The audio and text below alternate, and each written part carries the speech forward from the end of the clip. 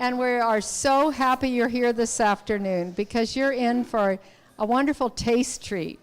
We are Take Charge of Your Health, as you may have figured out by now, and we're here to help you take charge of your health over the holidays.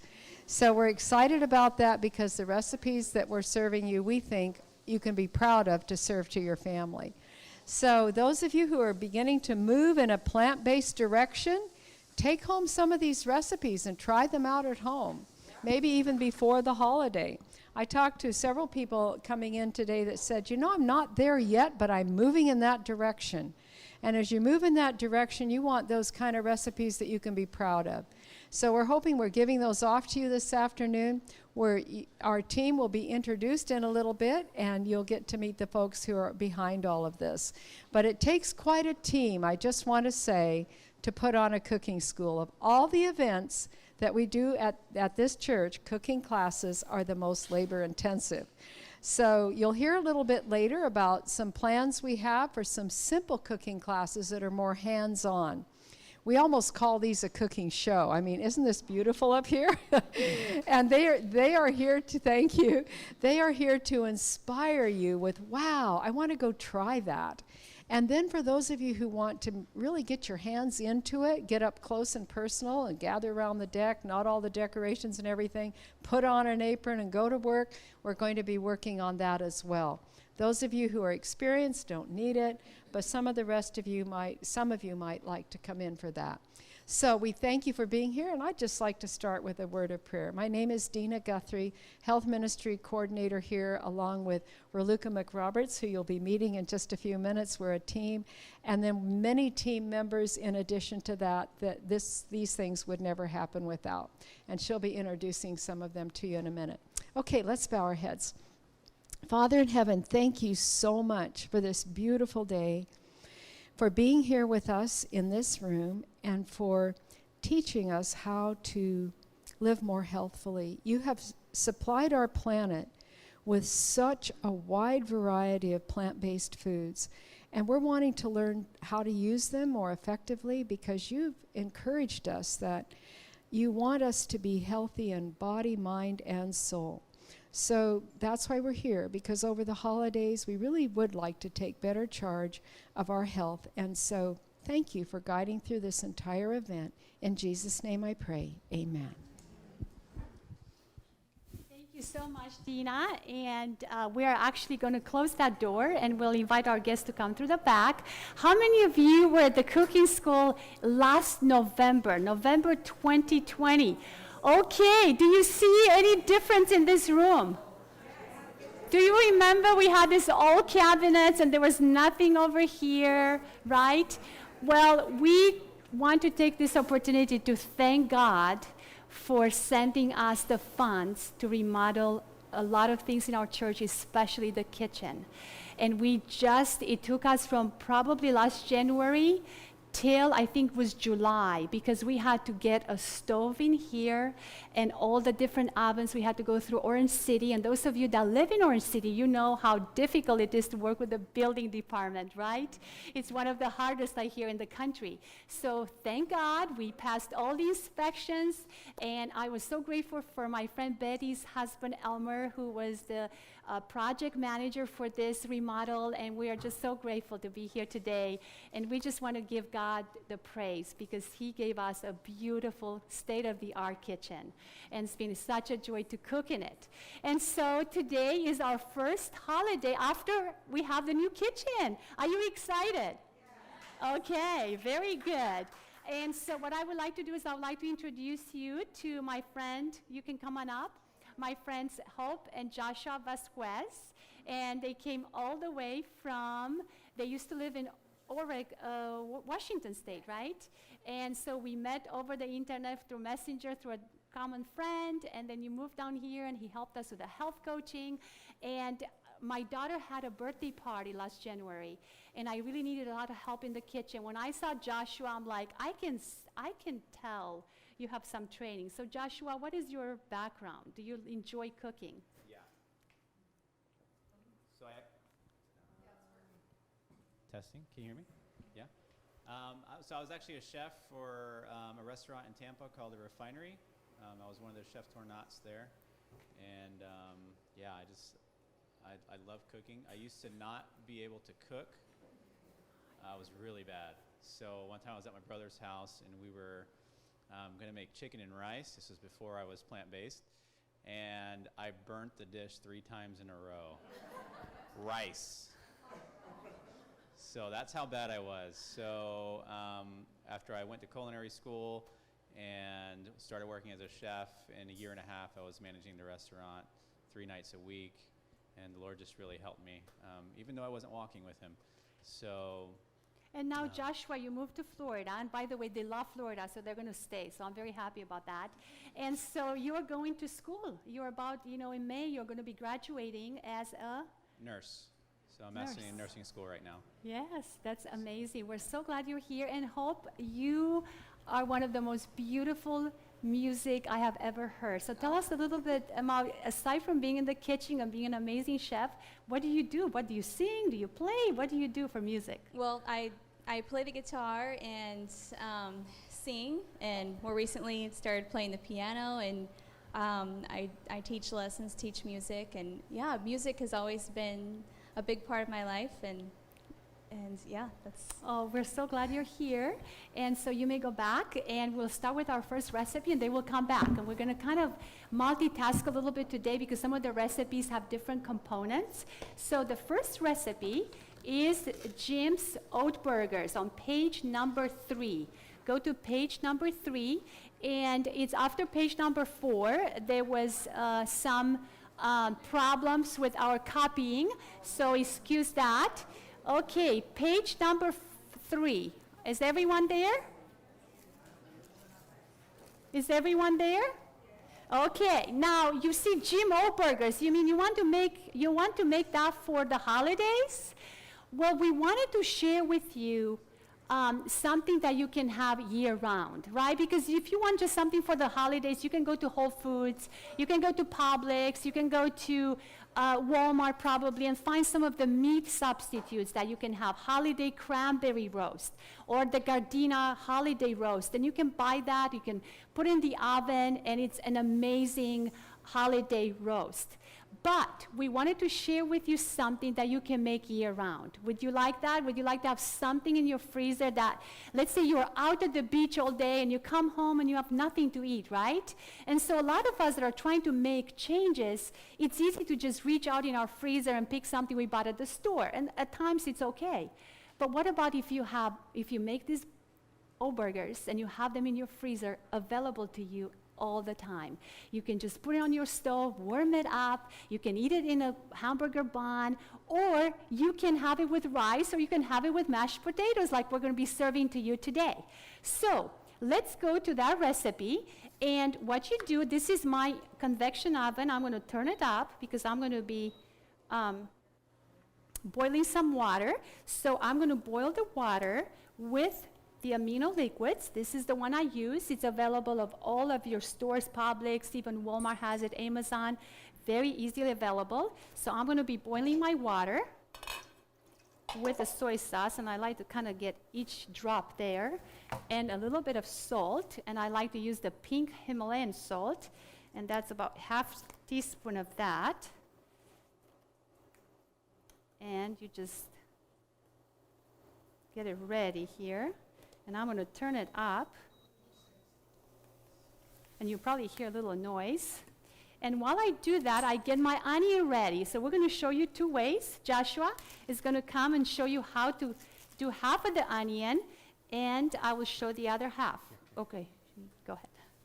Here's the chef. Okay, you're going to have to bring it over here. Yeah, I'm going.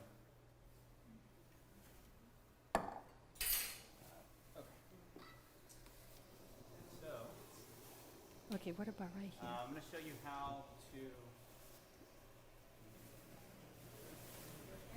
We have a lot going on here. Did we die? No, didn't step on it. It beeped. Dee, dee, dee, dee.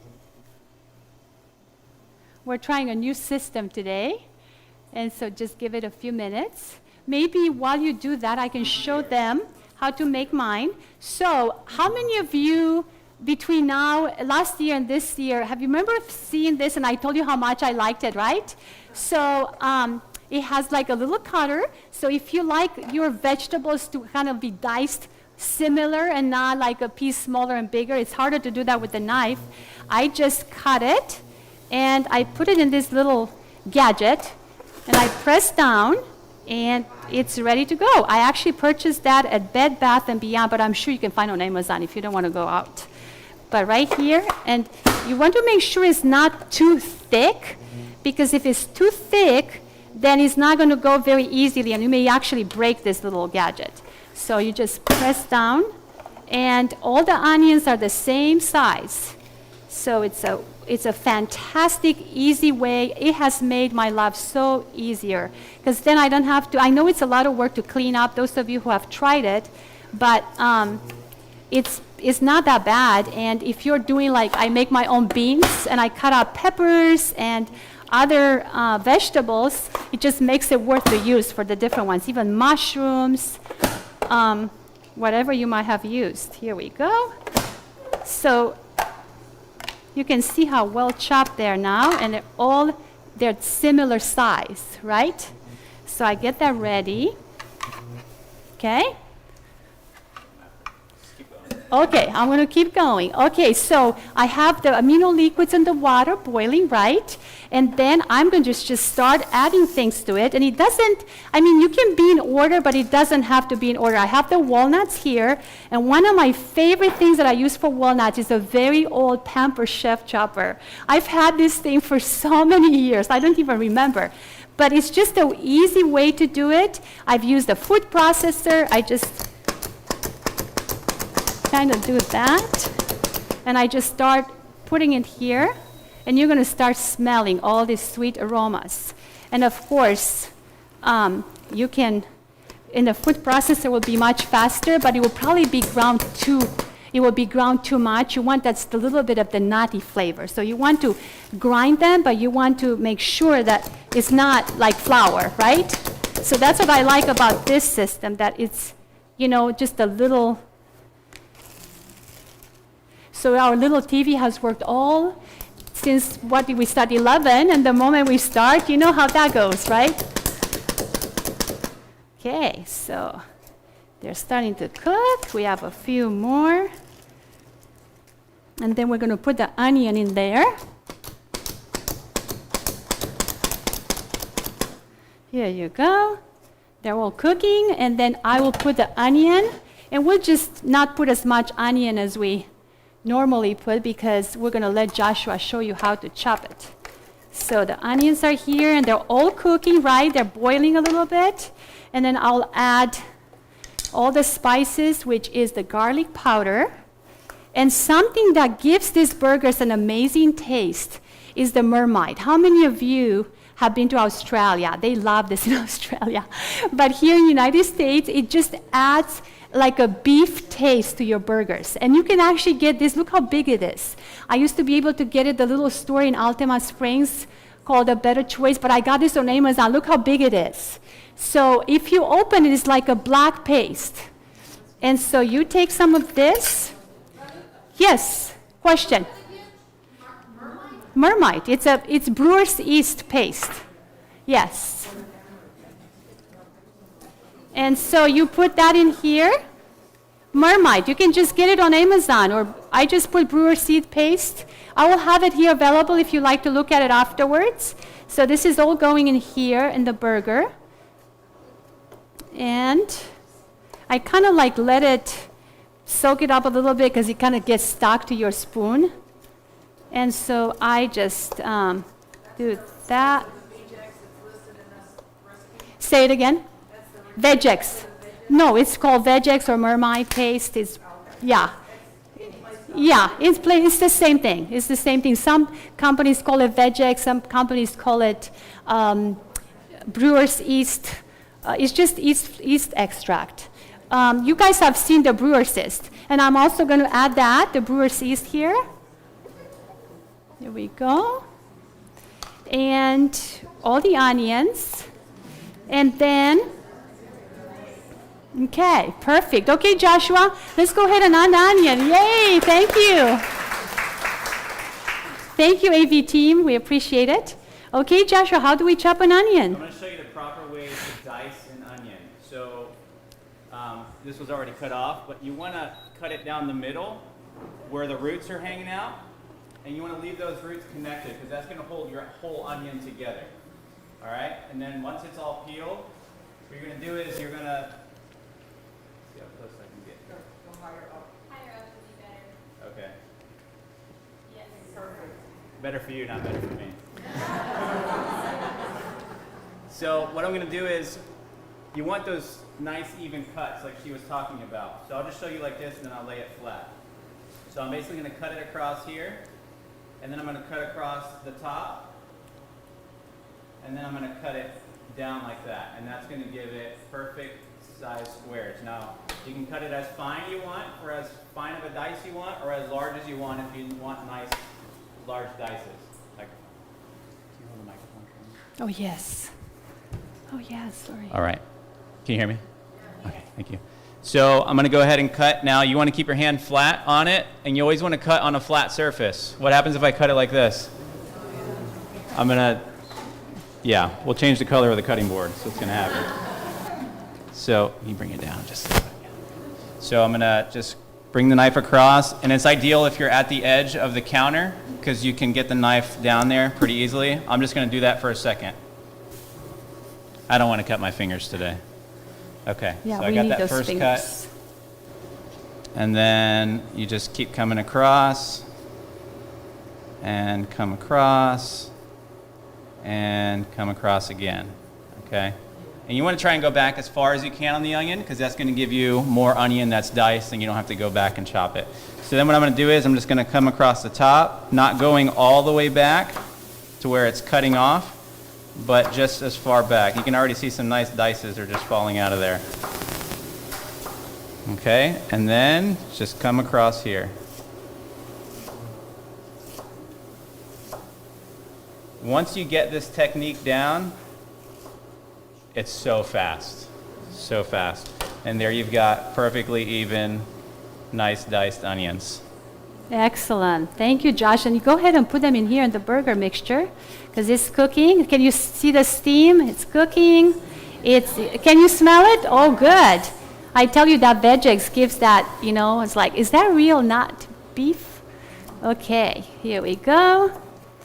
Okay, and then we are going to add all the onions and then oats. And I was going to show you, I like to keep my grains in glass if at all possible. So I just bought this glass containers at Target or Walmart, and I keep, you know how you get those big, you know, in paper or some other, and I put them in here, and they're easy. It's wide mouth, so it's easier to put your cup and measure if you're making a recipe, and so I love these jars. They're bowl. And so then we add the oats, 4.5 cups of oats to this, and cooked rice. This is 1 cup of cooked brown rice, so that's going to go in there. We got the walnuts in there, and I'm just going to start cooking it. And what I like to do, at the end of a recipe, says for a sausage taste, add the sage, the marjoram, and the cumin. But I actually like to put that in my recipe. So these are those spices, the cumin, and the marjoram, and the sage. And of course, if you have fresh, it's even better, right? Remember we talked about fresh herbs last cooking class? And those herbs just give it such a fantastic, fantastic flavor. And then I have been soaking my cashews. Remember we talked about how important it is to soak your cashews if you can, because it just breaks down that citric acid. And so this is 1 cup of cashew, and I'm going to blend it with 1 cup of water. And what that does is kind of like the egg it just holds the burger together. And so I'm going to blend it.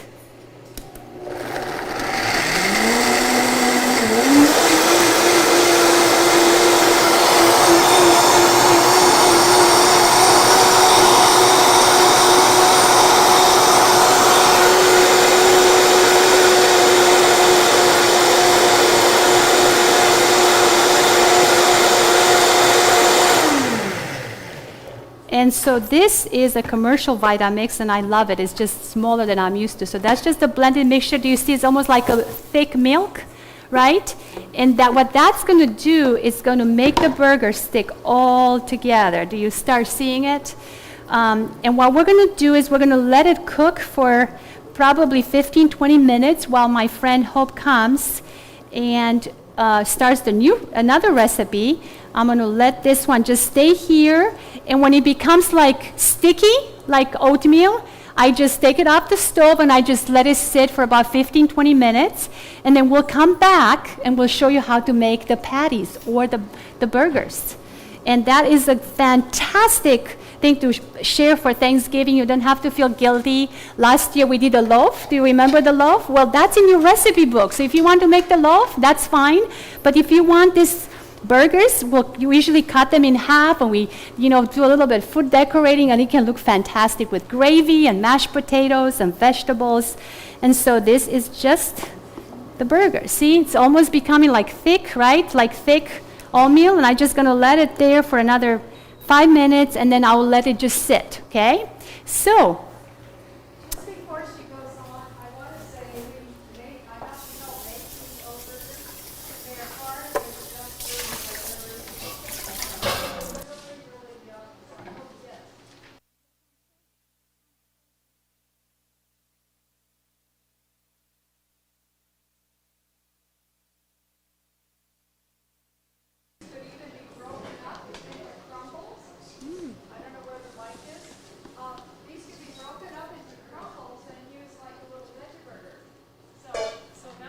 Great idea as well. Just crumble them, and you've got, because the quality of these things is really extra. When you see all the nuts that go into it, it's going to be really yummy. Very nice. 2 kinds of nuts. okay, so Hope is going to come on up now. We're going to let our burgers kind of finish cooking, and we'll show you something else while we're waiting, okay? So I'm going to move this little stove this way so you can kind of still see it. And now we're going to get something for dessert, right? Okay, and I'm going to give you the microphone here. Oh, yes. Do you have some questions? And we'll come back to the burger. If you wanted to just wait when we come back to how we form it into patties. So I'm going to let Hope come on up now.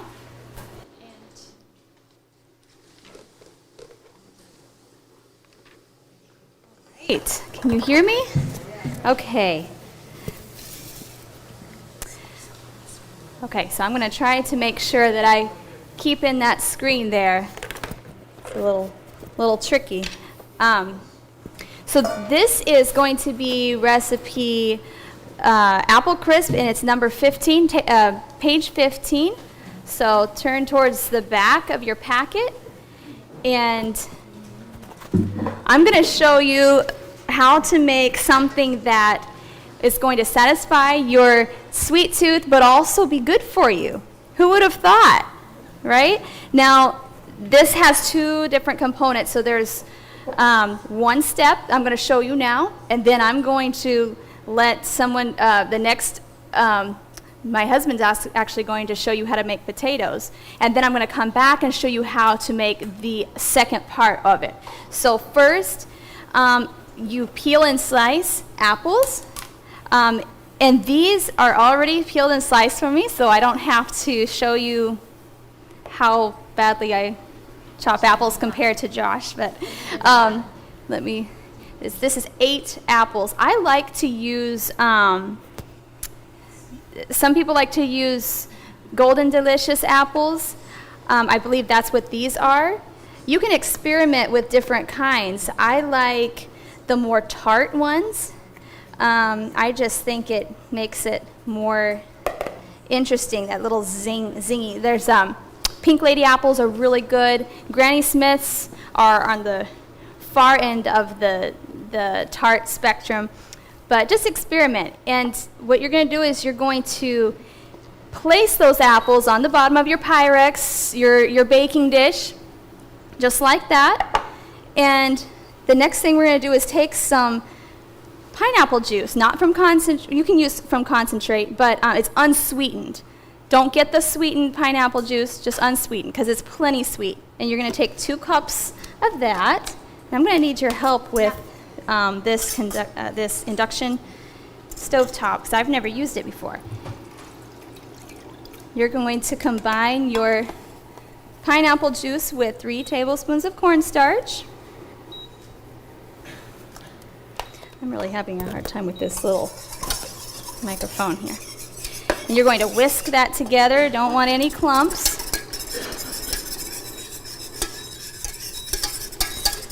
And you're just going to stir it frequently till it thickens up. Is this on high? Yeah. Okay, good.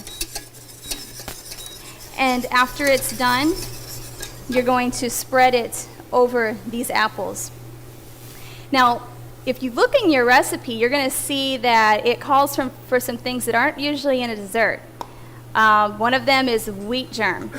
Now, wheat germ has a really nutty flavor.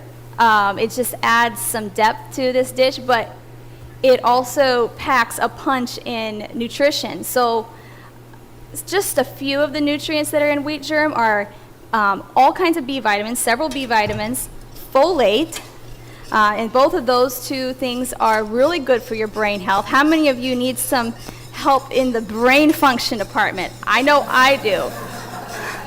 Ever since becoming a mom, I really know I need more brain nutrition, because mom brain is a real thing. Thank you so much for stirring this for me, Raluca. There's also a high level of vitamin E. We know that's really good for our skin. There's high levels of iron, and also selenium and zinc. You know what those 2 things are really important for? What was that? Thyroid. I'm sure it's good for so many things. One thing that is really relevant right now is its ability to help you fight off viruses. So you want to make sure you have plenty of selenium in your diet. So wheat germ has a lot of those. Oh, this is starting to thicken up. Great. We are almost through. And also, the next ingredient you'll see in your packet is nuts. Now, you can choose any kinds you want. You can do pecans, you can do walnuts. I really like using walnuts. So this is thick. So I'm going to go ahead and just pour it over the top of these apples. This is so easy, guys. And, you know, I've made apple crisp using other recipes, and a lot of times they'll just take the crisp and put it on top of the dry apples. Doing it this way and putting it in the oven for a little bit before you put the crisp on, it just makes sure that it doesn't dry out. Because, I don't know, I prefer it to have lots of sweet sauce in it. So just like that. And I'm going to pop it in the oven for 20 minutes at 350. And my husband Josh is going to come up and show you how to make some mashed potatoes. And it's not just any mashed potatoes. They are probably the best that you have tried. Well, I'm pretty biased, but I think they're pretty good.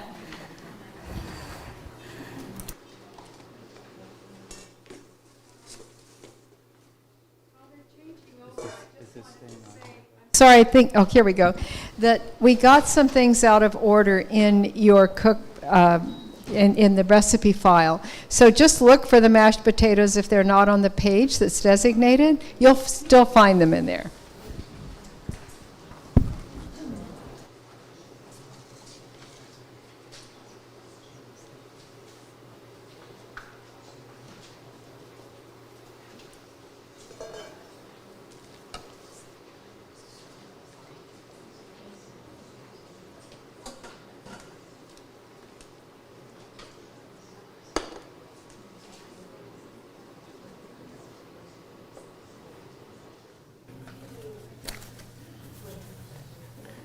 All right, who likes mashed potatoes? I thought so. So mashed potatoes is just a holiday must. If you go to Thanksgiving and there's no mashed potatoes, those people don't really love you. Mashed potatoes are just one of my favorite things. Many people make mashed potatoes many different ways, but in reality, there's only a couple ways that would qualify to be in a restaurant. So one way is to use a ricer. Who knows what a ricer is? Okay, so think of a giant garlic press. You know, the garlic press, you put a little clove in there and you just squeeze it with your hand. Well, think of one you got to kind of go like this. So you would take your cooked potatoes, you'd put it in that ricer, and then you would put it through. That's going to just make perfect mashed potatoes. The way I'm going to show you is a way that you can make it, and you can do it with the good old antique potato masher. So the potatoes are cooking right now. When you make your potatoes, anytime you're cooking potatoes, you want to cook the salt with the potatoes in the water. Don't season potatoes after, because what that's going to do, if you season the potatoes after, it's just going to coat the outside of the potato with the salt. So when you bite into it, it's not going to have that flavor. Salt adds flavor to food. It brings that flavor out. So when you cook the potatoes with the salt in the water, that whole potato gets seasoned. And that's what makes it way better than if you were to do it afterwards. So I've got the water with the salt in there and the potatoes. You want to always start cooking your potatoes in cold water. Never throw them in a pot of hot water or boiling water. Always start them cold. What that's going to do is going to help it cook evenly. Have you ever cooked potatoes and noticed like the outsides are just falling apart and the inside's not cooked yet? It's because you probably started it in warm or hot water. So always start that water cold. That whole potato is going to heat up with the water, and it's going to be evenly cooked. So always salt with the water. Always start with cold water and get that water, bring it to a boil. Now when the water starts boiling, you want to turn that water or the heat down to about medium-high heat. You don't want it in a rolling boil, because again, it's going to break that potato down on the outside. You're going to lose a lot of it in the water. And so you just want it to where it's going to cook very evenly. Okay? Easy to follow? Yeah, it's pretty easy. Once you get it, it's going to go good. So what I'm going to show you right now is basically the flavorings we're going to put in it. So as the potatoes cook, and then I'll probably just jump into the gravy recipe afterwards. So this is, I've never used induction before. So we will see how that's going. Yes? It doesn't say it in here unless it's staying. Do you peel the potatoes first? I love my potatoes with the peel. A lot of the nutrients are in there. So you could do this. Actually, when I made the recipe for this class, I kept the peel on just because I like it that way. I'm not sure if it would go quicker because you got more potato to cook. So by dicing it, they're smaller pieces. A smaller piece is always going to cook faster than a big piece. So I would just cut them. So the way I would cut the potato, you would just cut it in half, lay that flat side down because that's safe, run the knife through the middle, and then just come back and chop it. Does that make sense? Yeah, it goes by really quickly.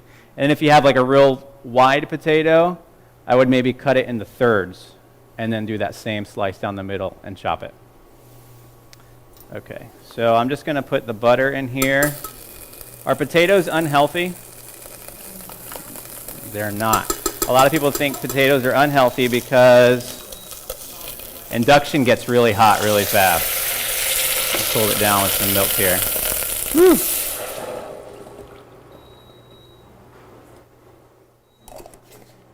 So you're just going to put your butter and the milk in there.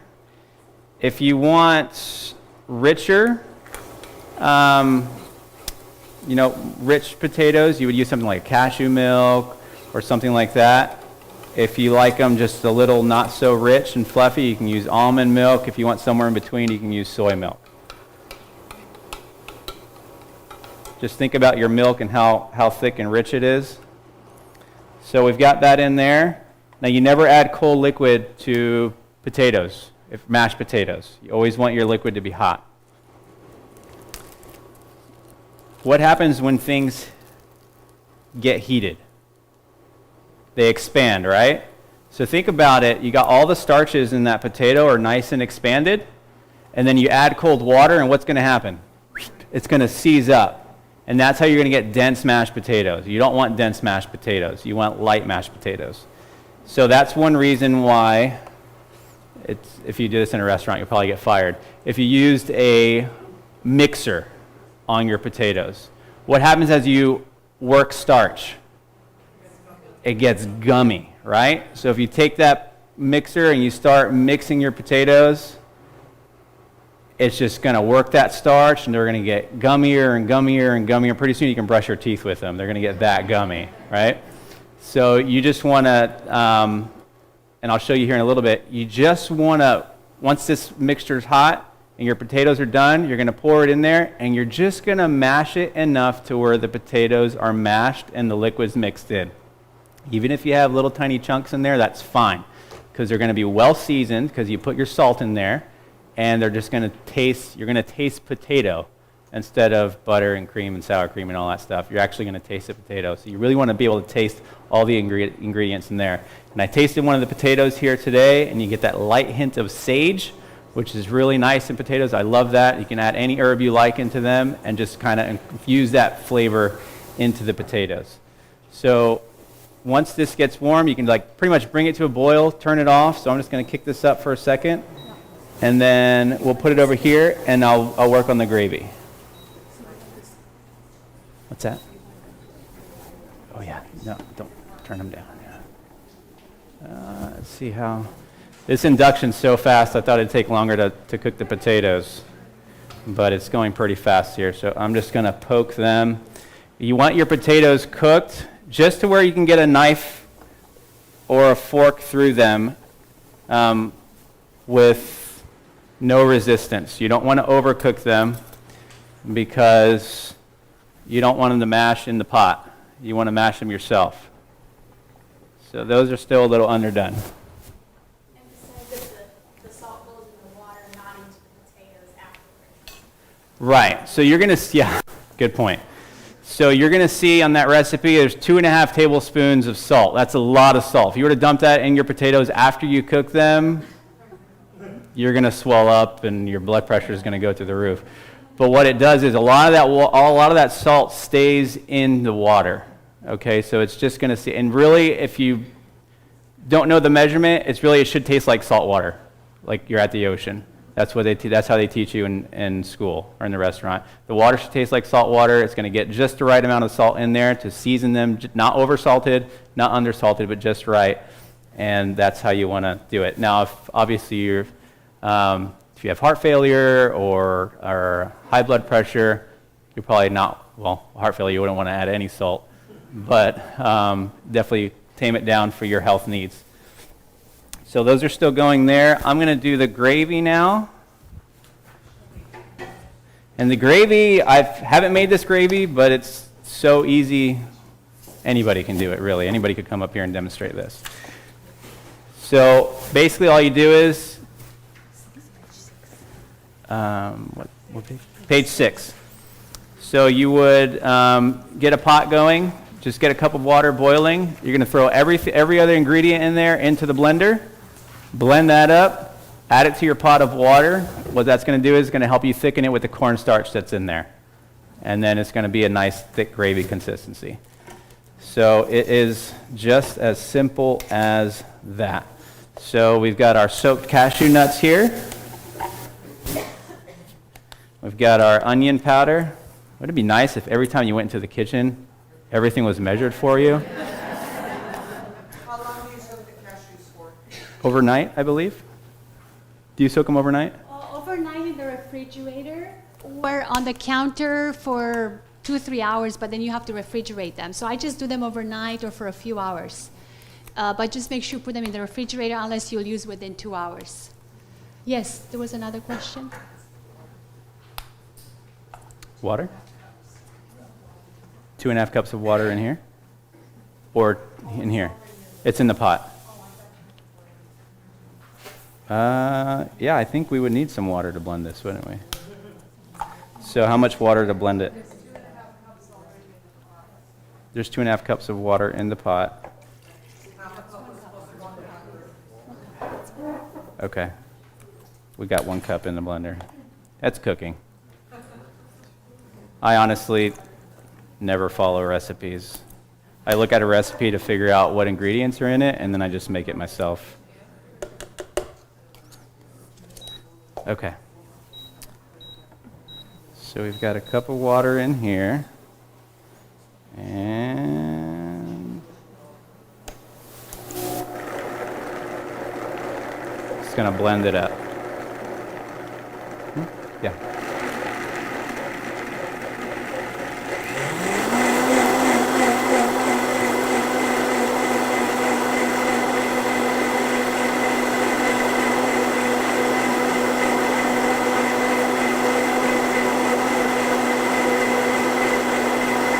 Does anybody like chunky gravy?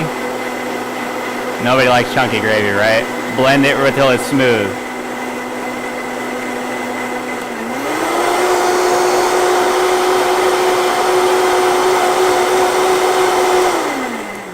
All right, I'm sure that's smooth. So I just want to make sure the numbers are right here. Okay, she had 2.5 cups of water in here. She had 2.5 cups in here. Should be 1 cup in here, right?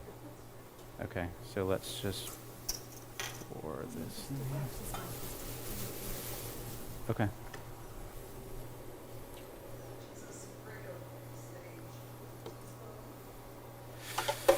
A sprig of sage, so it's like what I put in that mashed potatoes. I'll show you here in a second. So basically like one stem with whatever leaves are on it.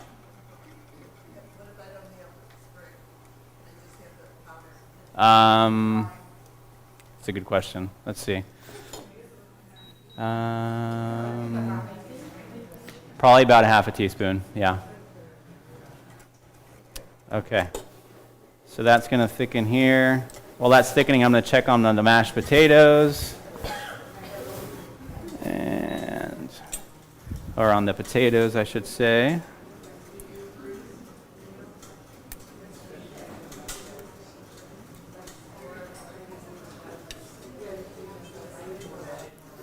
Those are almost done.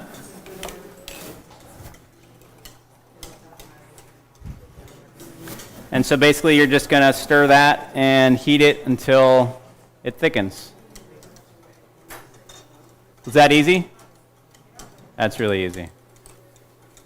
Easy in the kitchen is always nice. Yeah, it's thickening up there. Yeah, there you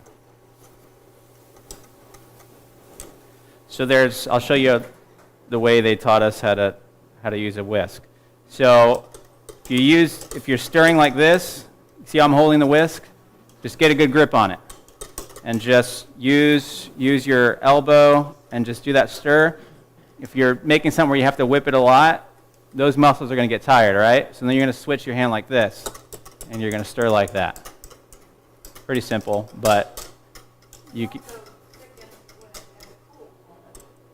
it thickens as it heats.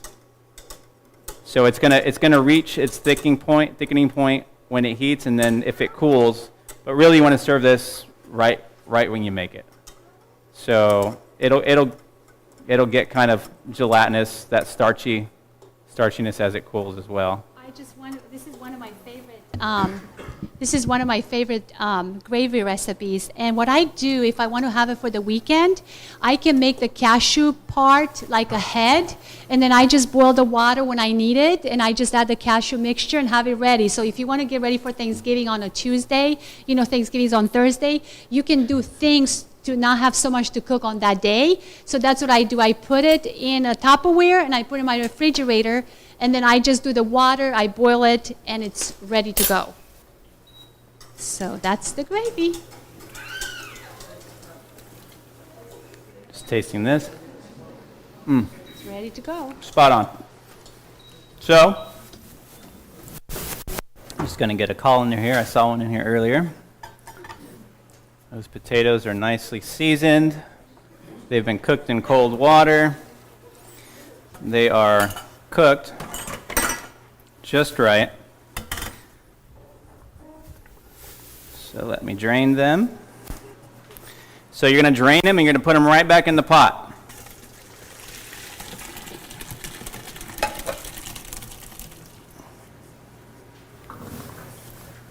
Got it? Make sure all that. You want to make sure all that water is out. The key to mashed potatoes is you don't want them too liquidy, because then they'll be liquidy. You want them light and fluffy. All that water is just going to weigh it down. So you could even, if you wanted to, put it in like a cookie sheet and spread them out and put them in the oven to dry them out even more. So this we want off. Okay. So that's there. All that steam's coming out, which is great. And then this, I just want to make sure it's warm. Yeah, it could be a little hotter. So I'm just going to heat it up a little bit. It's fairly technical, but it's pretty simple. So, yeah, every time I come up here, I'm seeing a correlation with me and that camera. I know y'all are thinking, yeah, he broke that camera. He looked at it and he broke it. All right. So I'm just going to stir them around to get some more steam out. This is going to boil in about 3 seconds.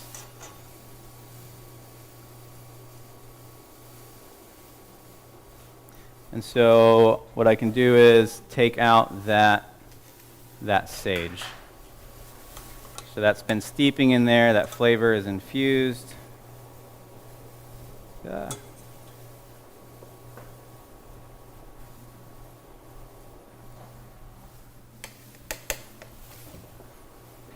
All right, it's starting to boil. That's good enough. So I'm just going to pour that in there.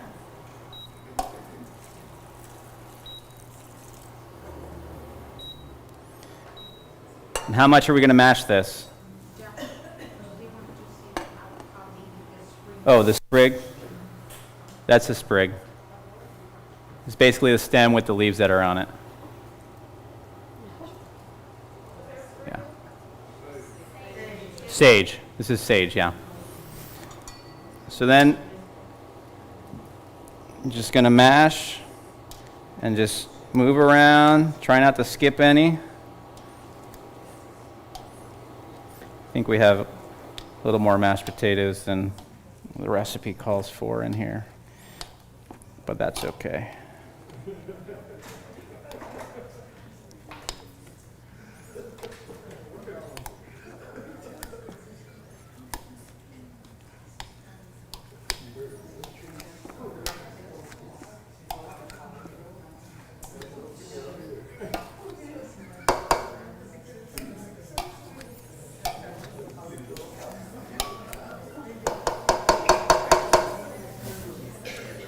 All right. Give it a taste.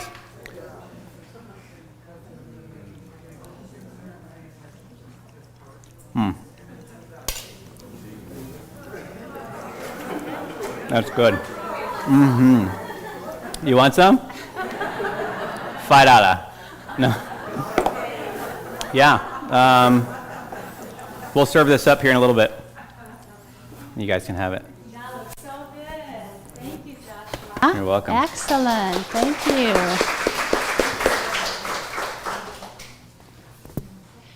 Okay, so are you enjoying so far? Any questions so far about any of the recipes aside the burgers? Any questions about the gravy or the mashed potatoes? No? Okay. Good. Okay, so we wanted to welcome our youngest chef here today. And what is your name? Kanan. Okay, here. This is our youngest chef.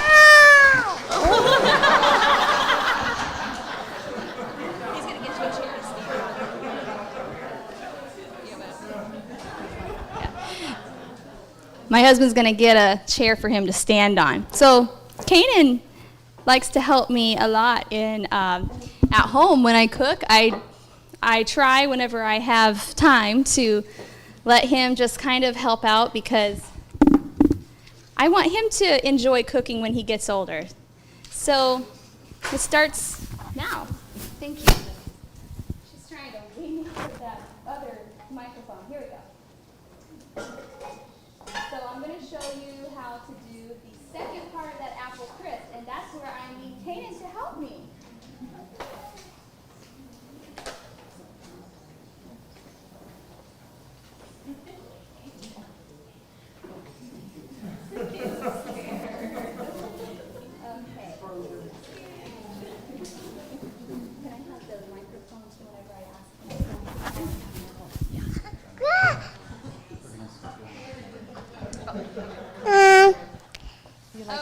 Do you like to cook, Kanan? Yeah. Yeah, what do you like to make?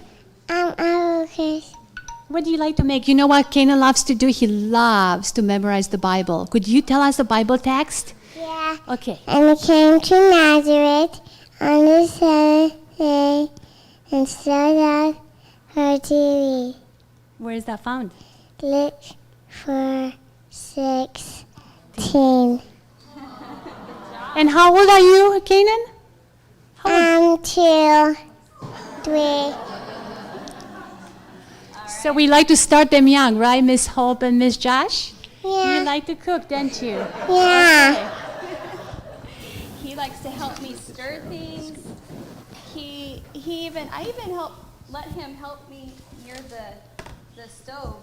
I keep it safe, but he'll stir things. We learn a lot of things together. So actually, I have my alarm, I think, just went off. Did we get out those apples yet? So it's time for those to come out. They should be nice and soft. And we're going to just mix up the crisp. I want to make sure that you can all see Kanan because he's kind of shorter than me. Okay, so for the crumb topping, we're going to take our 2 cups of oats. And Kanan, I'm going to have you dump this in for me, okay? Here's the bowl. Oh, we're on the edge. Can you guys see it? Okay. Can you dump this in really carefully? Thank you. And now we're going to add the whole wheat pastry flour. Now, how many of you are familiar with what pastry flour is? So, whole wheat pastry flour is not as common. You can use regular whole wheat flour, but if you just look in, Publix has it, Bob's Red Mill, that brand, they do carry a whole wheat pastry flour. It's in an orange color bag, and it basically has some of the gluten taken out of it so that when you use it in a dessert, it doesn't make it more dense. Like, it just works better. But regular whole wheat flour will work too. Kanan, can you dump this in? And that whole wheat flour has all the nutrients that were originally in the wheat to begin with. So it's an added boost of nutrients. You can start stirring that really carefully. And next we have the wheat germ. And as you notice, we're just adding everything to the bowl. It's nothing complicated, and you can put it in the order that it is in the recipe because we're going to save the liquid for last. The next is the nuts, and I've chosen walnuts. Something about walnuts that I didn't mention earlier. It has something called tryptophan, and tryptophan is a very important component in producing neurotransmitters that you need for good cognition, good brain function, and your mood. And then one of those transmitters leads to melatonin, which we know we need for sleep. So add some walnuts to have a good mood, good sleep, and good mental function. The next one we have is the brown sugar or the date sugar. And then we have the salt. You're doing so well, Kanan. Are you having fun? Okay. So we've got all of the dry ingredients. I'm just going to help you here real quick to just get this thoroughly mixed up. So it's so much fun. Kids love to help out in the kitchen.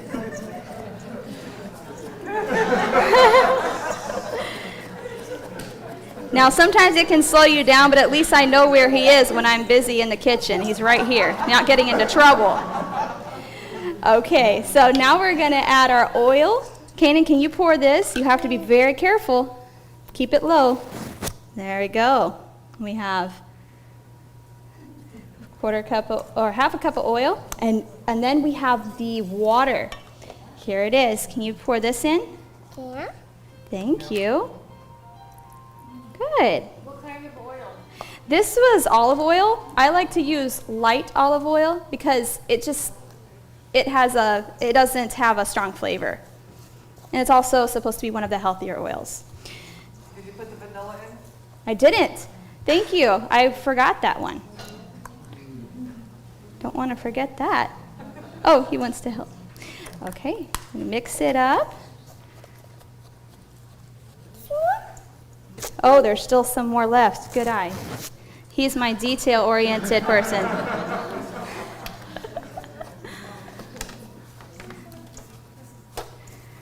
Mix it all up.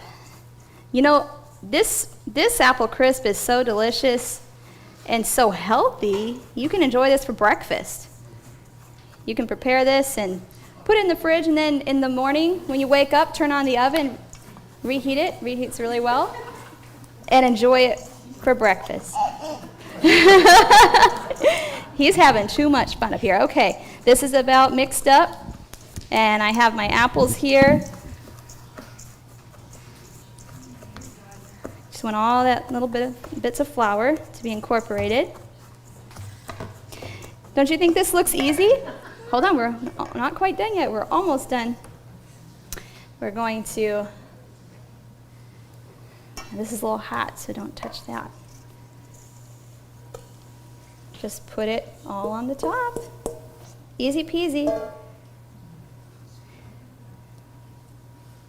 You can use all kinds of other fruits too, not just apples. Whatever's in season. You can use berries. What's your favorite berry, Kanan? Do you like blueberries or blackberries or raspberries? What's your favorite? Blueberries. Blueberries. That's one of the best berries too, actually. Yes, Blueberries. full of That's a antioxidants. good. Full of antioxidants.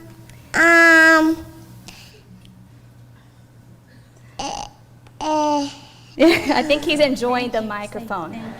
Say thank you. There we go. All done. We'll just put it in the oven at the same temperature and finish for an additional 35 to 40 minutes. All right. Come on, Kanan. Okay, that's a good time to do the door prize. Okay, come. Question? She had a question. Oh, yes. Your pineapple juice, use apple juice? Yes, absolutely. You can use apple juice. It would make it more it actually makes it taste more strong of an apple taste. So I like using apple juice too, but the pineapple juice is just a variation that I enjoy. One more. Yes. You use whole wheat flour. Would you substitute equal amounts for any recipe that calls for flour? Yes, you would use equal amounts. In any recipe that calls for white flour, you can use whole wheat flour. Thank you. You're welcome. Any other questions? Okay, our first door prize is a basket of pumpkins and a little mini bag clips. I'm always looking for mini bag clips at my house. So let's see who's pulled up the lucky ticket. Okay, so we have 793975. Oh, Grace. All right. Grace, here you go. Thank you. You can take that back to her if you don't mind. Thank you. Absolutely.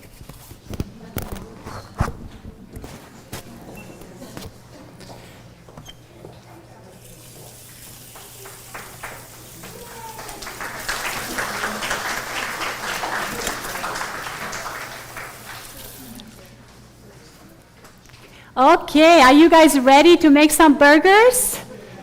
Okay, any questions so far? Any more questions? Yes, Mary Jo? Oh no, we love questions. We may need to have Josh and Hope come back.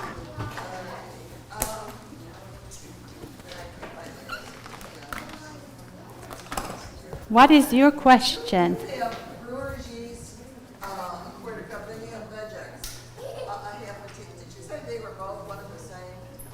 No, they're different. So the Vegex is a paste, so it's liquid, but it's very thick.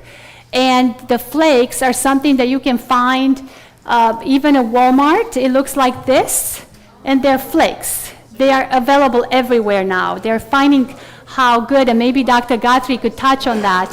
Why are yeast flakes so good for us? Nutritional yeast flakes. It gives anything you eat a very cheesy flavor. Yes, Becky? If you use apple juice, and I know they have a concentrated apple juice that has no added sugar in it, would that be all right to use?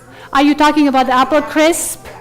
You have to make it sometimes and try, because the sweetness may be different, so add less sugar. It just depends. Like, you can try it. I know that my dad used to make an apple pie with the apple juice concentrate. Right, and yes, there are recipes like I make a key lime pie. It's actually Hope's favorite. I try to make it every time she comes to visit us. But I use apple juice concentrate, but it's very sweet, so you'll have to like make it into a juice first. Right, it's very sweet, and you will have to make the juice, and instead of the quantity of the pineapple juice, just use the apple juice, and I think it should work just fine. Just try it. Yes. I just wanted to make maybe a clarifying point. So brewer's yeast is different than nutritional yeast. Yes. And brewer's yeast is a Oh. for brewing beer or whatever. So it's like leftover and it's kind of bitter. Nutritional yeast has a buttery flavor and tastes good. So, Yes. so anyway, really this should say nutritional yeast. Yes, thank you for clarifying that. Yes, I buy nutritional yeast. That's what I use in my recipes. Yes, Dina? You can also get it in bulk, and it's a lot cheaper in bulk. Yes. It's really good on popcorn too. Okay. Okay, all right, so do you guys see the mixture? Do you see how thick it is? And the cooler it gets, the thicker it gets. So the key for this recipe is to wait and make sure that it's very thick and cooler. Right now it's still a little hot. So what we're going to do is we're going to make the roasted vegetables first, and then I'm going to come back to this one. So if you can open your books to page number 4. Yeah, that's right. We're just going to wait a few minutes here so that they get perfect. So last Sunday we made 76 of these oat burgers, actually. And I had wonderful help from Joanna and Janita, and who else was here? Dina. Was anybody else here last Sunday? And Jasmine, yes. Jasmine was here. Thank you so much. Okay, so we're going to make the roasted autumn vegetables. And I need to tell you a little story. This is a recipe from my very good friend, Barbara Kerr. And I have used her book so much that I didn't even have a cover. And I don't know how you are, but if I follow a recipe like Joshua's, I like to play. You know, just kind of adventure. Cooking is like an adventure, right? You just like to play with it. But I like to read the recipe before I first learn it from, right? And so what I want to do is show you how to make this roasted vegetables. And my friend Jasmine did a beautiful job cutting up all the squash and the turnips and the red onions. When was the last time you had turnips? Okay, tell me. When was the last time you had turnips? Thanksgiving, okay. Last Thanksgiving, that's very good. Well, a couple years ago, I had my father-in-law visit us from Colorado. And I had made a dish with rutabaga and turnips.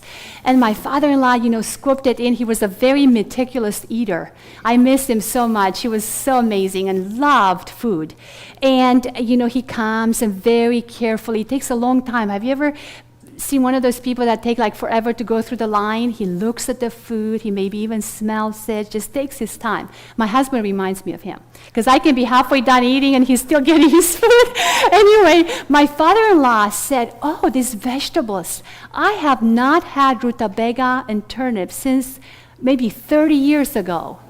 And they are so full of nutrients. As a matter of fact, did you know that turnips, I was just doing a little research on it. Of course, it's a root vegetable, right? So make sure as much as possible buy organic. As you know, that's where they put a lot of the pesticides in our soil. So try to buy organic potatoes, carrots, all the root vegetables. I met a meat inspector once in Los Angeles. He worked at the Los Angeles port where all the food comes in. And he, actually before he was a food inspector, he worked in the meat industry, and he became a vegetarian. So that tells you some of the reasons he shared with us.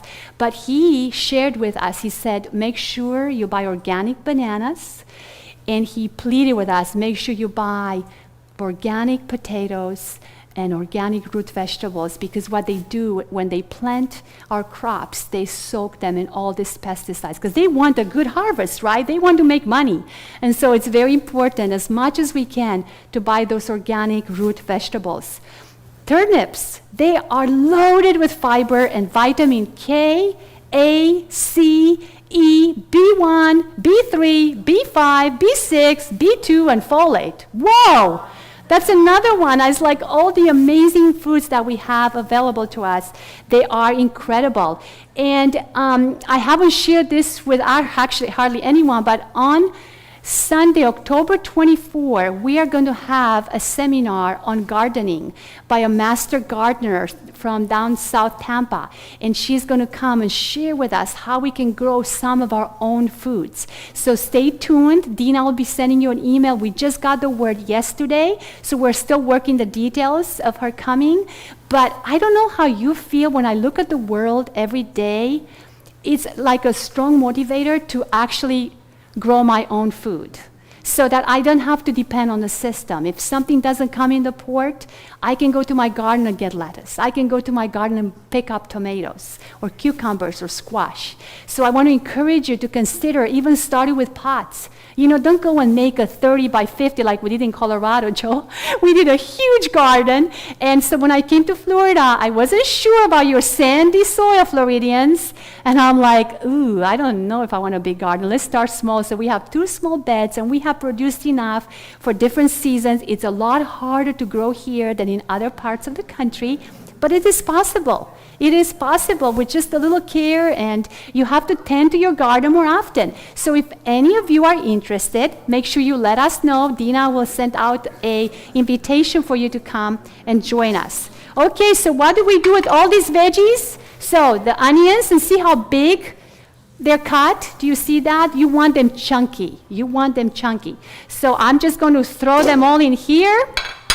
And what I will do is I will cut this squash in half. It's just perfect here. Okay, so I'll just put all that in here.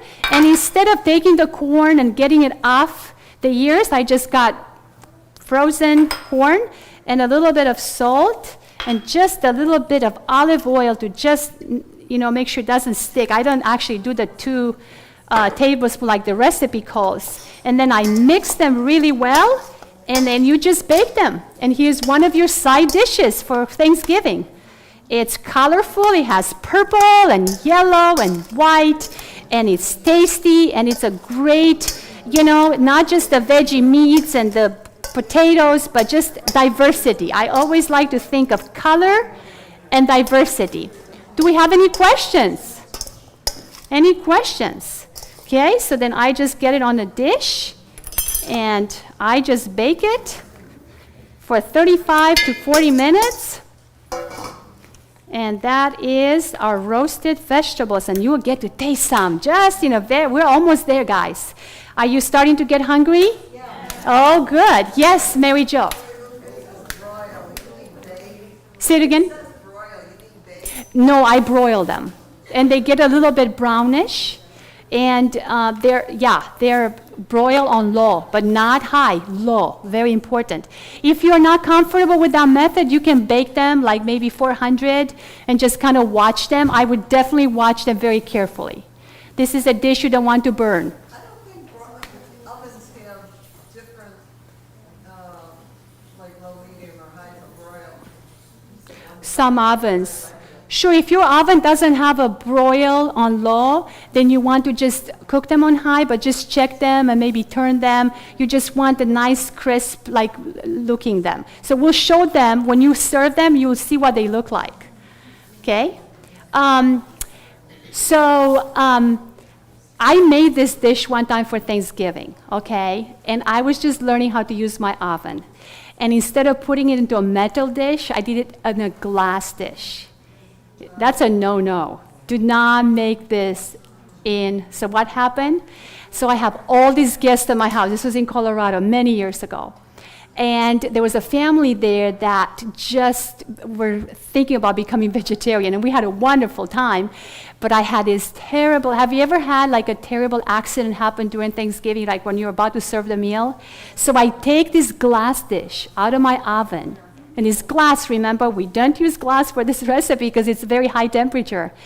And I put it on the counter, and the moment it touched, boom, it exploded. I was so embarrassed. Thankfully, there was no other food out yet. So I was very grateful that I was able to still serve everything else. But that was one of those moments, right, that we all have in cooking. So I'm going to go ahead and cook this, and we'll probably serve it when we cook. So what I will do, actually, I will go back to my lower oven, and instead of cooking at 350, I will probably, let me just even see if this one has one. Let's see, more. Oh, it does have a broil. Yeah. This is a newer oven, so broil, and then you put on low and start. So hopefully yours does too. If not, just high temperature and just watch it every 10, 15 minutes. And they begin to brown, and they look roasted. You know that look? That's what you want your final product to look. Okay, any questions about the roasted vegetables? Okay, pretty simple, right? Okay, I just love this sage. Oh, smells so good. Fresh herbs. Oh, I just love fresh herbs. Okay, so, and if you come to the gardening class, you can start growing your own herbs, right? That's the best way. Okay, so we're gonna go back to the Jim's Oat Burgers here. And what we're gonna do is we are going to actually make the patties. And I have two different ways to make them. This is a Tupperware. And I was telling the ladies last Sunday, this has been all the way to Europe and back. My mom saw me make this. Well, look at me, I have it, you can get another one. And then I couldn't find one because at the time it wasn't like online, you can go and Google. It was many years ago, and I couldn't find a Tupperware representative in Northern Virginia where we lived at the time. And so I felt bad. I said, sure, Mom, you take it. So I couldn't find one. I couldn't make my burgers. And so finally, I went back to Europe where I had somebody come and bring it back. I missed it so much because my mom wasn't using it. So this has been all over the place. It's like, if you're not going to use it, I want it back. It's kind of like the Indian, yes, I was an Indian giver on that one, definitely. Sorry. So this is my favorite one, and he makes kind of big patties. And then I just got this from Amazon. I wanted to see what else they have come up with since I use my, kind of like primitive, whatever. This is another one. It's a Cuisinart, and it's metal. And Dina used this one last Sunday when we made it. But the key to this is to make sure they do not stick, right? So I'm going to wash my hands, and I'm going to make the burger for you and form them into patties. Okay. So I just spray the pan. Okay. And then I also spray my Tupperware. And since I'm most familiar with this one, I'm going to use this one. And I just kind of eye it. My husband likes these burgers very thin. He likes them crunchy. He loves toast crunchy. I like the opposite. I like them kind of more, softer and not so much. So I just kind of play, I don't have a specific quantity, so I just put it I press it down, and then I just put them on here. And I just go really quickly because, I have a lot going on, so I just put them in here, crunch them down, and I only have to use oil every 2 or 3, so I kind of play with it. It can cool off a little more. And then I'm going to use this one. These are smaller, so you can use the Cuisinart if you can't find a Tupperware one. And again, just kind of play with the quantity. So put it in there, press it down. And this one has lines as well, so it's very pretty. See, do you see the little lines? It has lines. And so I just keep making them. And we have made 76 for you last Sunday. I don't know how many of us are here today, but we may only do half. We'll see how we go here. But we will be serving these. And you can also, so I made this one a little thicker. You just have to watch your baking time. So if you want them thinner, you want to make sure you watch your baking. You don't want them to get too crunchy because you're going to be recooking them. If you're going to freeze them, they freeze very, very well.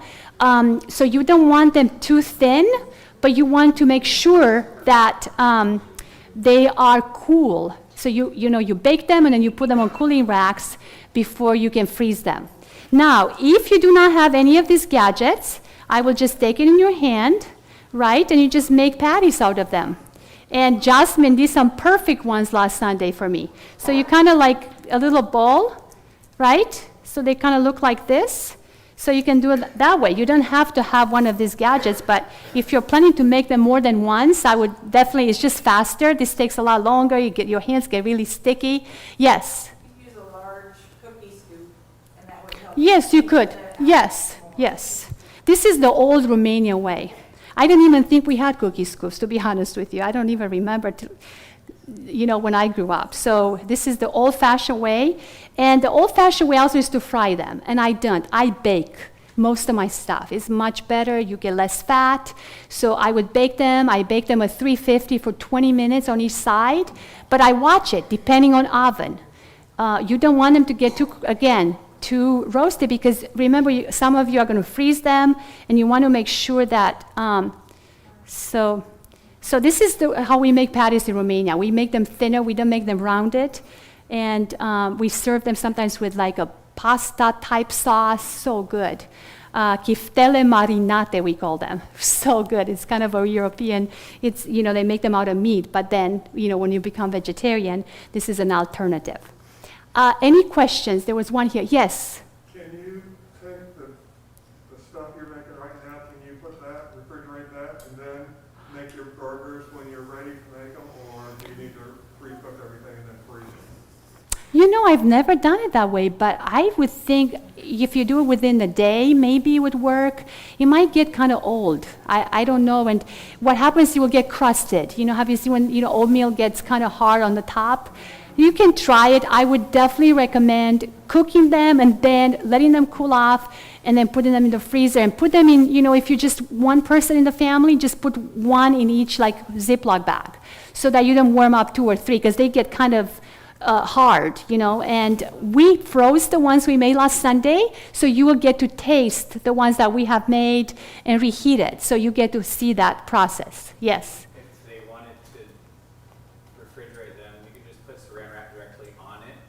Okay. Keep it from getting crusty. Perfect. Yeah. In a bowl, just put saran wrap directly on it and just kind of tack it on there and Yeah. it won't get crusty. Here you go. Okay, any other questions about the burgers? Was this clear? Do you think you want to make them? Yes. Okay, good. Excellent. All right, so now we have one more recipe, and I'm going to go over there and keep making the burgers. So Hope is going to share with you one more recipe.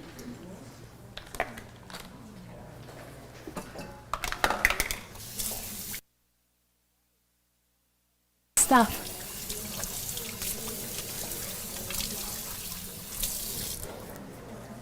Okay, I'm going to take the burgers out here. And hope we're going to be making something green. You know, it's kind of missing on our Thanksgiving plate, right? We have the burgers that are brown, we have the white potatoes and the gravy, right? We have the green and the purple color, and so we need some green, right? And so she's going to show you how to introduce that color on your Thanksgiving plate.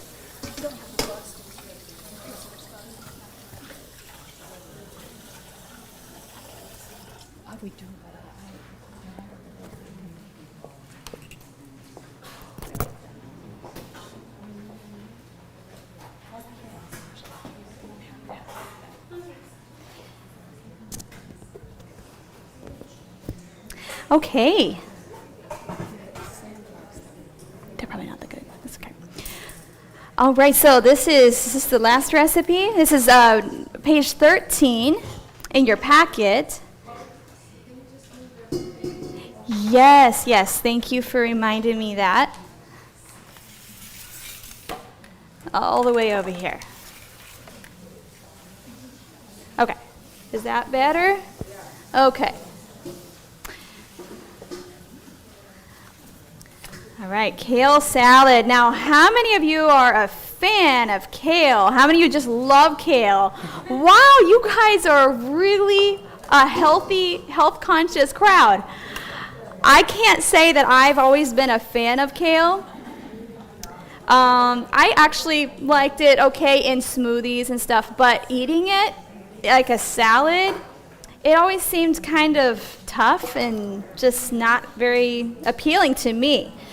But a friend of mine shared this idea of a recipe. I actually got the idea from her and put the, kind of came up with the amounts. So it's not original to me, but even though it has my name on it, but I just came up with the measurements. But basically, I think the secret with this, it's so simple. You use lemon juice and maple syrup. The lemon juice kind of helps break down some of the fibers in the kale, and then you massage it. You give it a nice massage, and then you add a little bit of oil and maple syrup for just, this maple syrup adds a little bit of sweetness, and then a little bit of red onion, and just all of this together makes a really delicious kale salad that I actually really enjoy. I actually go for seconds. I'm not a big salad person. I go for seconds for this kale salad.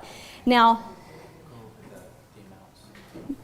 before I get started though, you notice you have in the amounts 12 cups of kale, a sprig of maple syrup. This was a mistake, okay? So I'm gonna need you to get out your pens, and I'm going to give you the correct amounts. It was copied and pasted from the mashed potatoes, so these are the wrong ingredients. I'm glad you clarified that. So if you have your pens out, go ahead and write one bunch of kale, just one bunch. And then for the lemon juice, 1/3 of a cup. 1/3 of a cup of lemon juice. 2 tablespoons of maple syrup, 2 tablespoons of the olive oil, and 1/2 teaspoon of salt. Everyone got it? Do I need to say it again? Okay, 1 bunch of kale, 1/3 of a cup of lemon juice, 2 tablespoons of maple syrup and 2 tablespoons of olive oil, and 1/2 teaspoon of salt. So one thing also, try to choose the freshest kale that you can find. When you're choosing your kale, choose some that are the greenest. Sometimes you don't get the best shipment in the grocery store, so just be on the lookout. If it doesn't look like it's very fresh, maybe buy it next time or go to a different store, because it really makes a difference. This is really some good kale. So also, this is already done for me, but I like to take the kale off of the stem Some people like the stem, but for me, it's just too tough. So I will take my knife. I wish I could demonstrate for you, but it's already done. Just hold it by the stem, take the knife, and it comes off so easy. Or you can even just use your hands and just strip the pieces off. And then you're just gonna break it into small pieces. I'm actually going to use this bowl. Thank you, Raluca. I hope this was meant for me because I'm gonna use it. And you're just gonna break it into nice small pieces. And it's already pretty much broken up, but the smaller the pieces, the better eating experience. And remember to wash your hands really well before you do this, because your hands are all in it and you're not going to cook it. It's fresh, so make sure your hands are really clean. I made sure to wash mine really well. And now that I've pretty much torn, whoever did this did a good job. I'm going to add the lemon juice now, and I'm going to start to massage it. Now, if you are sensitive to the lemon juice, I'm a little bit sensitive to it. It kind of makes my skin itch. You can just go ahead and massage it without the lemon juice on it and just add it afterwards. But if you can tolerate it, it's better to kind of work it in. You just give it a nice massage for about 2 to 5 minutes. You can't skip this step, guys. This is what's going to make it so delicious. And kale has a lot of benefits. It's got vitamin A, a large amount of vitamin A, which is good for your eye and bone health, and also for your immune system. Anything that can help our immune system right now is great, right? And any vitamins that you can get from your food, your body is going to absorb better than taking a supplement. It also has vitamin C, which of course is good for your immune system, a lot of vitamin K, and folate, which is good for your brain, and lots of antioxidants. There's a lot of things in kale that fight cancer, help prevent cancer. Now you see how this kind of it's a lot less volume actually than what I started with. That's because it's just broken down and it's a lot softer. So now I'm going to add the remaining ingredients, and that's my maple syrup,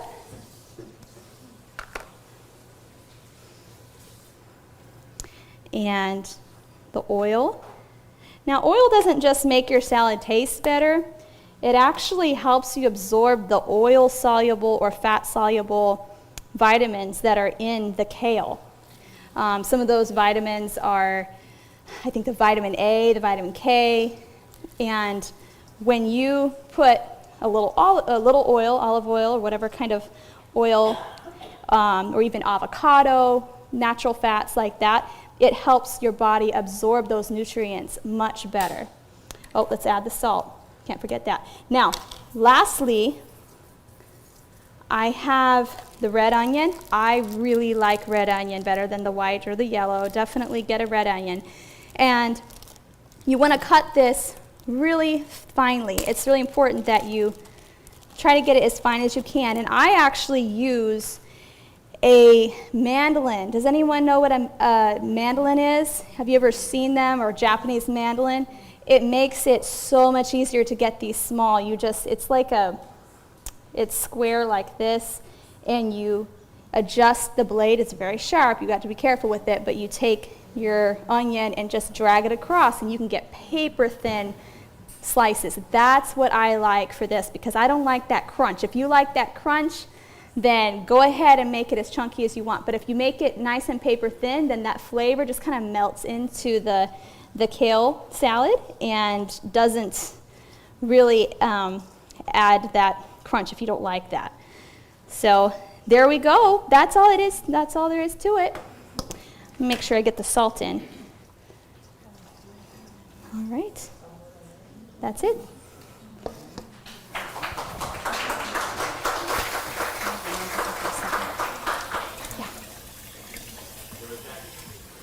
Thank you. Yes. Josh, did you have?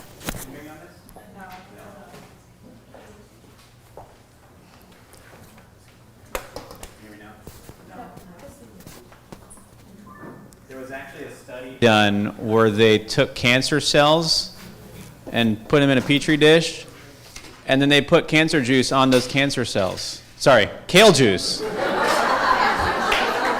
That's a bad combination there. And they actually they put the kale juice on the cancer cells, and it killed the cancer cells. Amazing. So I'm not saying if you drink kale juice, it's going to cure cancer immediately, but there's amazing things they've done. So what they also tested, if they boiled that kale on high for 30 minutes, if it would make a difference, and it didn't. So kale cooked or raw, you'll lose some nutrients, but you still get benefit from it cooked. Oh, thank you so much, Joshua. Isn't that wonderful? Thank you. And these are the burgers all ready to go. And I'm going to tell you a very quick story about these burgers. They're special to me because so I was living in California working for It Is Written Television, and I was dating a pilot. And I was very grateful because I always thought I'll marry a pastor and evangelist, but God gave me a pilot because he knew the kind of work I was going to do around the country. And so my husband, my fiancé, came to see me 90 sometimes. He's not here to tell you. He knows exactly. From Washington, D.C. to California.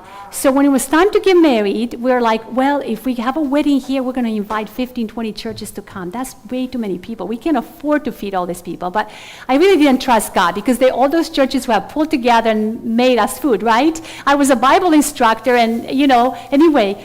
So we decided to get married in Colorado, which was beautiful, and we ended up living there. So the wedding was beautiful, but then the Californians were like, you need to come back. We want to have a wedding for you here. So then we went back to California, to Los Angeles, and we got married again. And Pastor Philly married us in Colorado. He came back to California. Charles Hagerbrooks, I think, was there. You know him.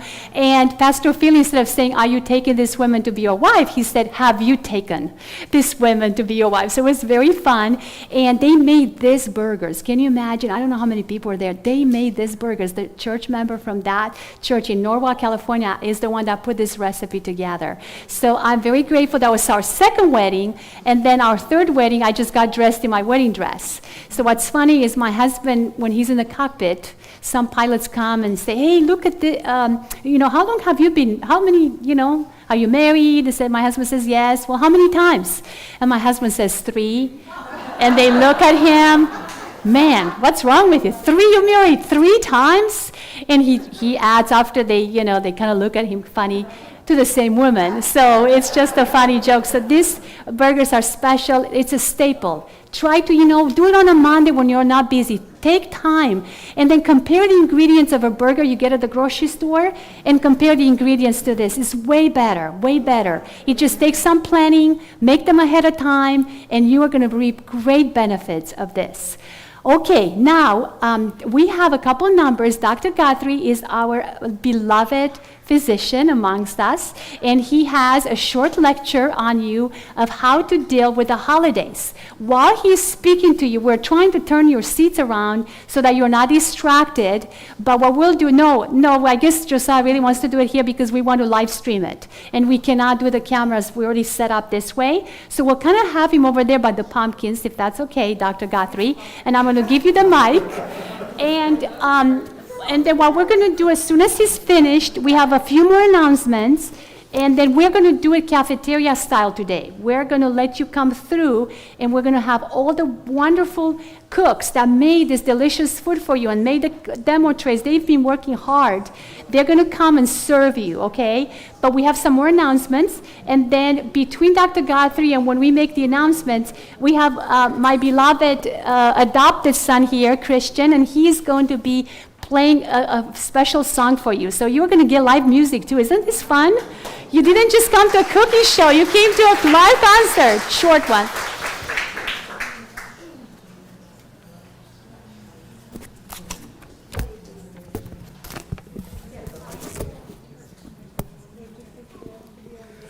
Holiday eating is always a challenge, isn't it? I don't know about you, but I don't get holiday food every day at my house. You want me to come over here? Move over here like this. Is that better? You want me to switch sides? Okay. Okay, that's eerily familiar. So how do we deal with holiday foods? I mean, the cookies look so good, the cakes and the pies, and, you know, not everybody cooks like at Raluca's house, right? I mean, with everything really healthy, and we want to be friendly, so how do we deal with that? Well, I've been kind of having my ears open and looking at some scientific literature, and I think I can share some things with you that may be able to help you make good decisions so you don't, if you eat too much of the wrong kind of thing, you can't sleep very well, the acid comes up at night, and it just isn't quite the holiday when it's all over. There's a food hangover of some kind, right? So let's see what we have for evidence and things that might be able to help you with your holiday eating. One of the things that we learn from science is that you can significantly manage your appetite and your overeating by taking your salad first. I mean, it's a pretty straightforward thing. If it's a potluck style and you're serving your plate, you serve it up, but you start with the salad. That make sense? So the salad ends up going inside, gives a lot of nutrition, and it tends to have more fiber, so it tends to fill things up. And as that happens, your appetite drive tends to come down. There's this neat little thing in our body called GLP. Now, you can probably remember the GLP. It stands for glucagon-like protein. And when you put food into your stomach, it takes about 15 to 20 minutes for that food to start to stimulate GLP in your stomach. And it's released into your bloodstream. It goes to your brain, and it says, you're not as hungry as you thought you were. So just by starting with something that's low calorically dense, high in fiber, you're already starting your physiology going, and you won't be as hungry as you were. Does that make sense? Okay. So that's a very helpful one that we find out from the science. Here's another one that might work. If you're going to a party and there's a lot of rich food, you know it's going to be a little bit of a problem. I mean, you're going for people, and I know we love interacting with people at a party, but the food is there, and it does, it's everybody's best recipes, right? And it may have your name written on it. You can actually get your GLP started ahead of time by 15 to 20 minutes ahead of time, just having a little bit of food before you go. It's not going to be completely digested, but it will stimulate that GLP and help you control the appetite. Now, what might work like that? In the past, I suppose one could grab a few carrot sticks on the way in, right? Before you actually get in, before you get in the car. I mean, celery would brush your teeth better, wouldn't it? Yeah. Okay. But something to kind of get the juices going. And as that GLP comes out, it'll help to control your appetite. Okay, come prepared is the next thing on the list. You can always bring something that's healthy. Often there are other things, a lot of things that are not real healthy. And one of my tricks for the things that are not very healthy is just take a little tiny taste, right? If I'm not real hungry, the taste satisfies. And, oh, that's very good, and I can comment to the cook on it as well then. So that's beneficial. But you can bring something that's healthy. Usually the things that are short supply at a party are the vegetable plates, right? something that's actually healthy. And there are other people looking for healthy things too. So coming prepared with something new and special, your favorite and best accepted healthy dish, it can be something to share as well. Let's see, and the next thing I put on my list here is be careful, really careful of alcohol. Because alcohol really packs a punch for calories.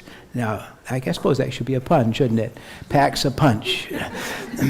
When we take a juice of some kind, the calories are dissolved in the water. Grape juice, for example. It has the juices of the grape are dissolved in water. The water has no calories. But when you take an alcoholic drink, the liquid has calories, and it really concentrates it. Not only that, but we all know that the alcohol tends to decrease our inhibitions a little bit, so it's a lot easier to say yes instead of no. So it may be a good idea to avoid that alcohol. Let's see, what else did I put here? One of the rules for healthy living is to not go to bed with a full stomach. And when you're at a party at night, which is when a lot of parties happen, it's really hard not to eat. And when I think of this, I remember a story that I heard several years ago. You all remember Jackie Kennedy? Some of you are old enough to remember. She was really quite the lady. She kept herself very thin and was very much the social life of the party. Jackie Kennedy. She in the White House, and they had dinners all the time. And I heard the story. I think it was a reporter that asked her, Jackie, how do you keep yourself so slender?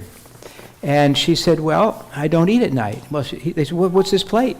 She said, I put a little food on my plate, and I just move it around with a fork, and I talk. They gave her something to do, and she was socializing, and it appeared that she was eating, and nobody knew anything about it. She just avoided putting it in her mouth. So that's an interesting little trick, okay? Certainly you can keep it down small, and you may be able to do a twist on that, right? I mean, you'll have a little bit, and then you'll kind of move the rest of it around. Some of you didn't like that. Okay. So, and then my trick, my personal trick, is just get the one small plate of food, and then I try to get up and help clean up. Right? So I'm not trying to pick so much. I just start to help people clean up, and most people appreciate that. And I figured I had enough, and I suppose that's good. So there's a few little tricks that might be beneficial for you to help deal with holiday cooking. Plan ahead, a little bit of something ahead of time. Start with that salad. And then don't forget to move your food around on the plate. Thank you. Dustin, thank you so much. We really appreciate it. Isn't it wonderful to hear from a physician? It's great. We are so blessed to have you, Dr. Guthrie. And before Christian comes up and then we'll get our food out, we just wanted to make a few announcements. We're going to be serving a curried pumpkin soup that Miss Tina made for all of us. Thank you, Miss Tina. And that recipe is in your booklet. Also, all the recipes from last year. How many of you have actually made some? Oh, good. That makes me so happy to know you actually did. I know my friend Wendy just kept bragging about that holiday salad. I'm so glad your family enjoyed it. Those are amazing. And you know what I love about these recipes? They've been tested and tried. I don't know about you, but if I'm going to follow a recipe, I want it to be tested and tried, and they're good. And they stood the test of time, right? As far as being passed on. And then we're going to introduce the cooks as soon as Christian is finished. And Miss Dina is going to talk to you a little bit about Tuesday night.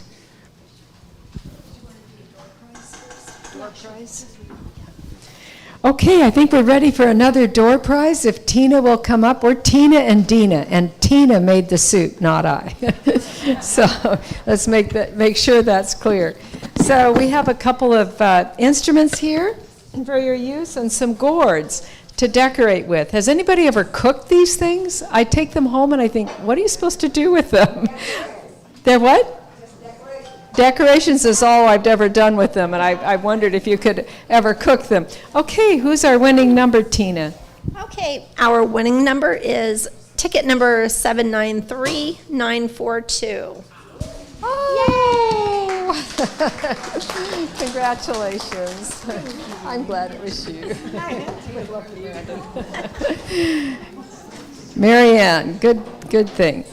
So Raluca and I have been talking quite a bit about what we can do for people who would really like to continue learning to be healthful. We've had a Diabetes Undone class here that just ended recently, and we kind of sense that maybe some folks in that class would like to learn more of a hands-on experience with cooking.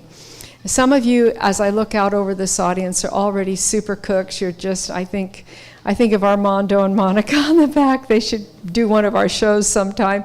So you're already super cooks, Linda. And anyway, we thought it might be fun to do Around the Deck, just right here in the kitchen. We're calling it Come Cook With Me. So what we would like for you to do is, after this is over, if you're very interested in that, we'll have a little sign-up sheet out at the front, just some lined paper or regular paper. We need your name and your phone number. We're not looking for a large group. We would like this to be more small and intimate.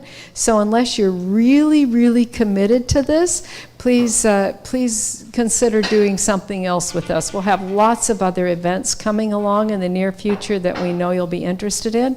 So this is if you really want that hands-on approach, and we'll be going over things like, what do you do with tofu, and how do you manage beans, and what are some substitutes for oil in my recipes, and different things like that.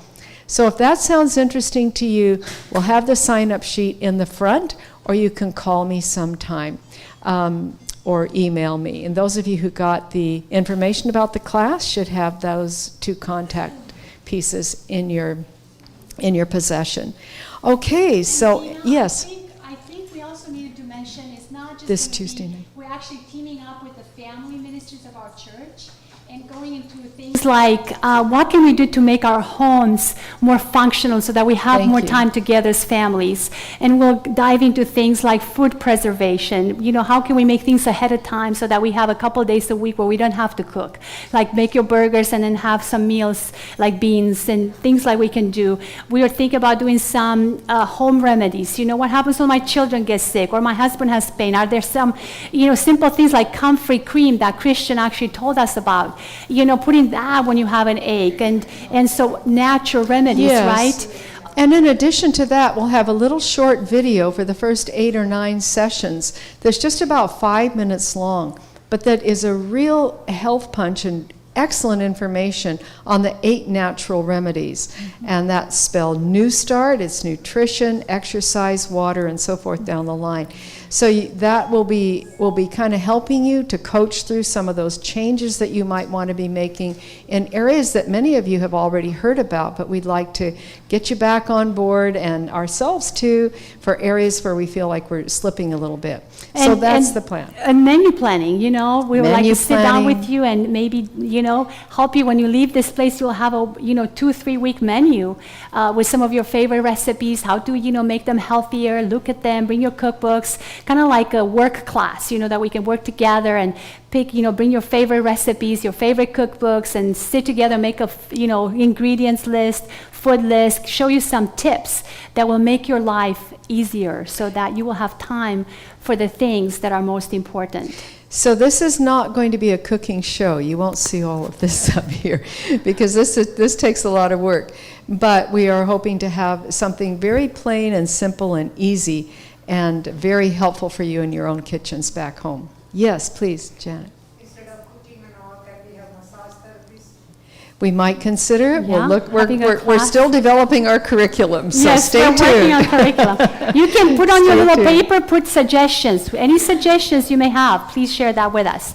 So what we're going to do is I'm going to let Christian play, and before Christian play, I would like to introduce you our beloved cooks, the people that were behind the scenes, going to the grocery store, purchasing the ingredients, having them, coming to the kitchen and making this amazing recipe. So I would like to introduce Miss Tina. She's my partner in health ministry here at the DeBary Church. And she made and she'll be serving the herb gravy. So thank you for that, Miss Tina. And I would like to introduce to you Miss Tina. She made the Alicia curried pumpkin soup. Please come on up. And Tina will be serving that. And I would like to introduce to you my friend Zoe. She actually is going to be serving, she actually made mashed potatoes, but she's gracious enough to serve the Jim O burgers. And my friend Mirtha, she made the mashed potatoes. And we're so glad you're part of our team, Mirtha. And thank you. Thank you for making the mashed potatoes. And my friend Ayla, and she made the kale salad. Thank you. and my friend Jasmine, and she made the roasted vegetables. And my friend Janita, where's Janita? She made the apple crisp. Come on, Miss Cook. Yes. So she will be serving you those. And I asked my friend Heather, who helped me with the countertop decor, she could come on up and she's going to be serving the ice cream, the vegan, wonderful ice cream. And I also want to give a big thank you to our AV team, our team that helped, came last night, Miss Kathy and Laura, you came and helped us. Miss Jasmine and Joanna and Janita came and helped make the burgers. And Josh and Hope, thank you for coming, and Kanan, and the AV team, and Rem. And Rem ran up and got a potato masher because our kitchen doesn't have one. So thank you so much for that, Rem. And Christian, thank you for coming. We will actually have a prayer so that after he finishes playing, we will go ahead and serve the food. And what we would like to do is maybe start with this row here and kind of go this way. So the first row will be right there, Daniel and Yvonne right there. I would like for Yvonne to come first, if that's okay with everyone. And you come over here where these beautiful ladies are, and we're going to go through here and we'll serve your plate. Then if there's leftover, we'll have you come back and get more.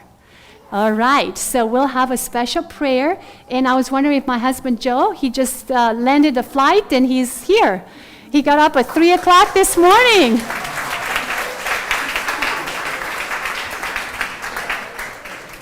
Microphone? Is the microphone there?